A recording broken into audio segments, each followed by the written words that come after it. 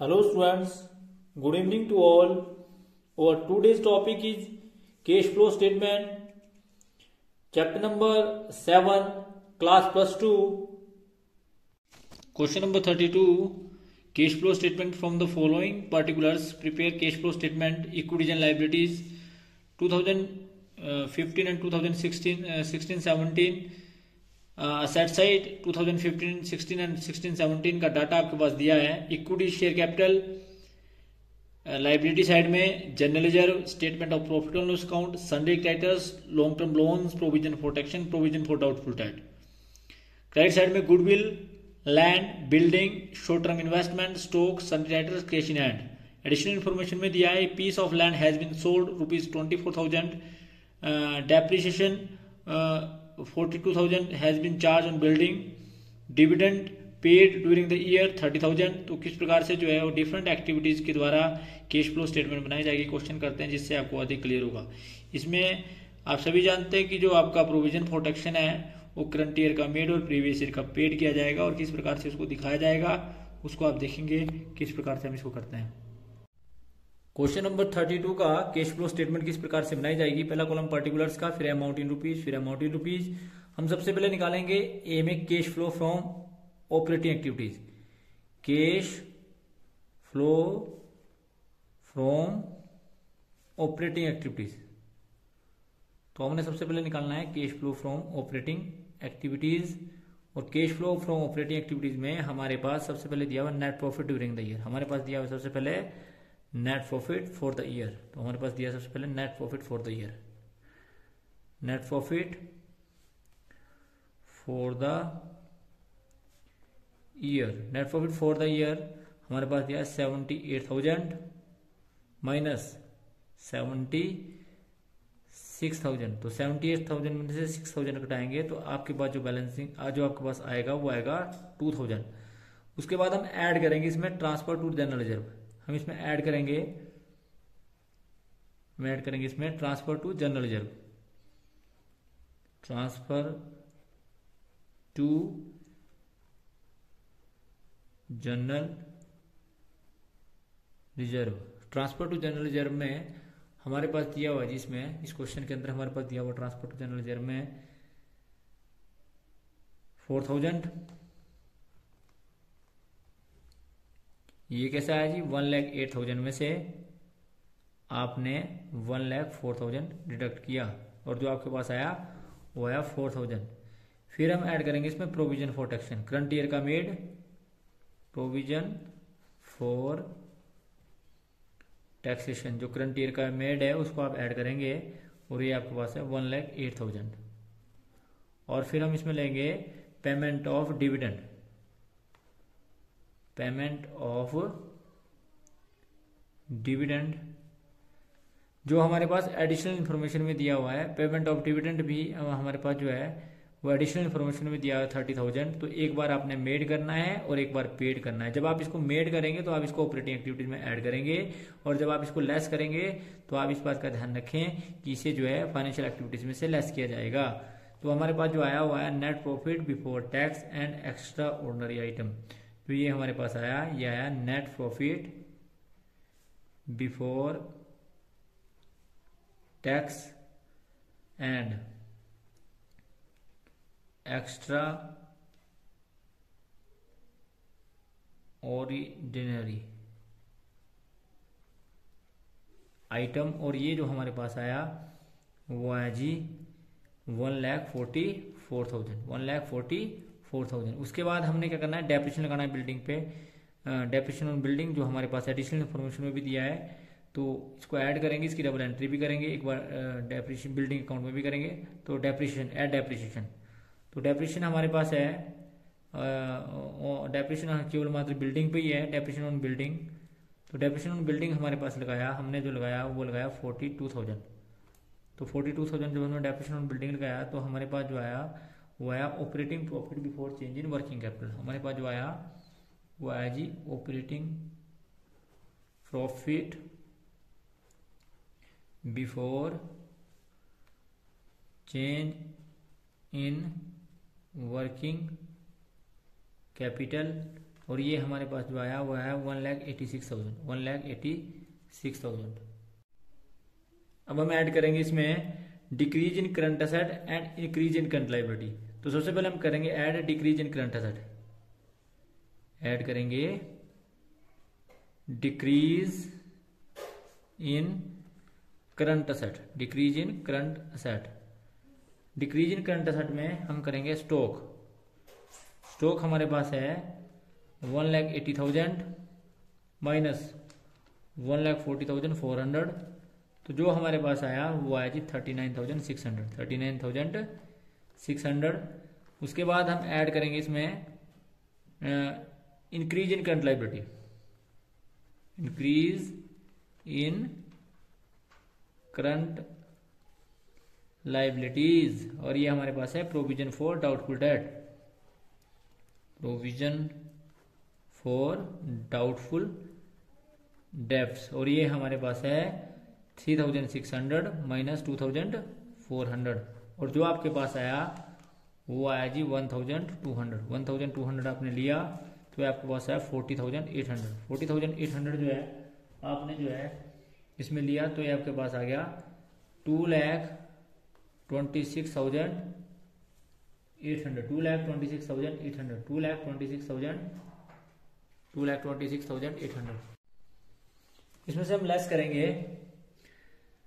करेंगे जी हम इसमें से increase in current asset and decrease in current liability, less करेंगे अभी इसमें से हम increase in current asset, increase in current asset. तो इंक्रीज इन करंट एसेट में हमारे पास है सन्ड्री डेटर्स, क्या है जी सन्ड्री डेटर्स। तो सन्ड्री डेटर्स में हमारे पास है 1,33,200 माइनस 1,20,000, तो ये आपके पास आया 13,200। उसके बाद हम करेंगे सन्ड्री क्रेडिटर यानी कि decrease in current liability, less करेंगे हम इसमें से decrease in current liability, decrease in current liabilities. तो डिक्रीज इन करंट लायबिलिटीज में हमारे पास जो है वो करंट लायबिलिटी है 48,000 माइनस 32,400, और ये जो टोटल आई आपके पास ये आई 15,600, और 15,600 जब हमने इसमें जोड़ी तो ये आपके पास आई 28,800, और जब आपने इसको माइनस किया तो हमारे पास जो वैल्यू आई वो आई जी आपके पास 1,98,000, ये हमारे पास वैल्यू आई 1,98,000, और जो ये हमारे पास वैल्यू आई इसको बोलते हैं cash generated from operating activities. ये हमारे पास आई cash generated from operating activities,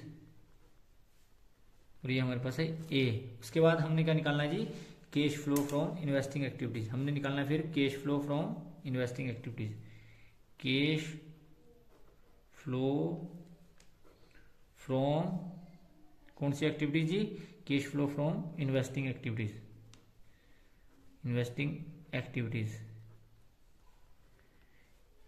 cash flow from investing activities. तो किस प्रकार से जो है cash flow from investing activity निकाला जाएगा, तो जिसमें सेल ऑफ लैंड हमारे पास दिया हुआ है, तो सेल ऑफ लैंड हमारे पास दिया 24,000, तो proceed from sale of land, sale of land हमारे पास दिया है कितना जी 24,000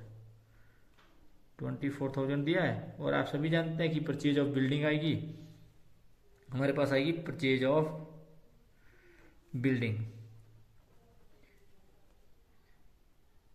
DING बिल्डिंग। तो परचेज ऑफ बिल्डिंग हमारे पास कैसे आएगी जी, आप सभी जानते हैं कि बिल्डिंग का हमारे पास जो है परचेज ऑफ बिल्डिंग में हमारे पास 2,16,000 जो है वो बिल्डिंग एट द एंड थी, इसमें डेप्रिसिएशन किया 42,000 माइनस किया ओपनिंग बैलेंस 2,22,000। तो जब आगे आप देखेंगे कि हमारे पास जो बिल्डिंग आई वो आई जी 36,000, तो 36,000 हमारे पास ये आ गई, और 36,000 इसमें से घटाने के बाद हमारे पास क्योंकि ये परचेज आई तो हमारे पास ये जो आया वो आया 12,000 माइनस का। 12,000 माइनस का मतलब है ये हमारे पास जो यहाँ पर आई वो आई कैश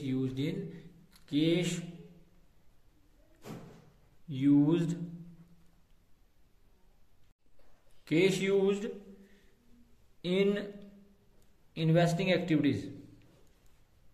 तो हमारे पास आया cash used in investing activities जो बी आया, और ये हमारे पास आया 12,000 माइनस का।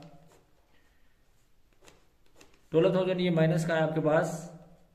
उसके बाद हमने निकालना है cash flow from financial activities. हमने फिर निकालना है cash flow from financial activities. हम सी निकालेंगे और वो हम निकालेंगे cash flow from financial activities. Cash flow from financial activities वो हम निकालेंगे इसमें payment of long term loans and payment of dividend. दो चीजें हमारे पास दिए हैं, पेमेंट ऑफ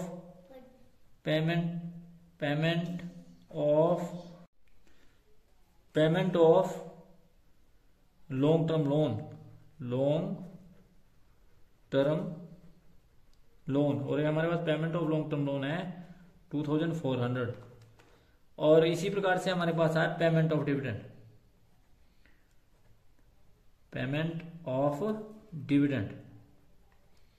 और पेमेंट ऑफ डिविडेंड हमारे पास आया जी 30,000। और ये दोनों को मिला के हमारे पास जो आइटम आई वो आई net cash used in financial activities. Net cash used in financial activities, net cash used इन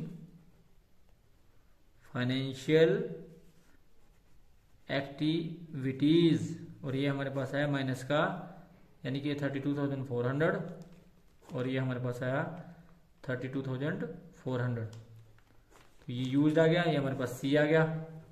अब हम क्या करेंगे जी, हम निकालेंगे net increase in cash and cash equivalent. तो हमारे पास नेट इंक्रीज आया, net increase in cash and cash equivalent.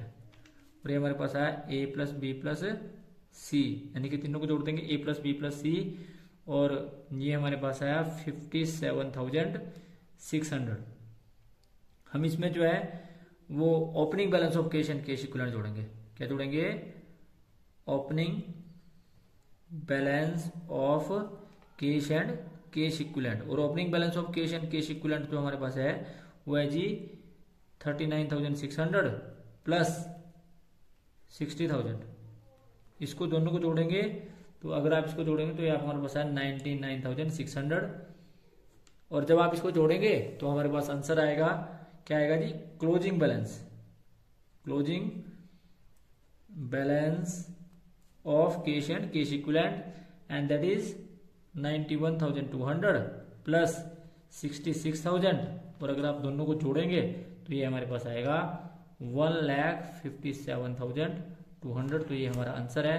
तो ये था जी हमारा cash flow from financial activities. तो हमारा ये था question number 32। Thanks for watching the video. Please like, comment and subscribe my channel and press bell icon for next notification. Thank you.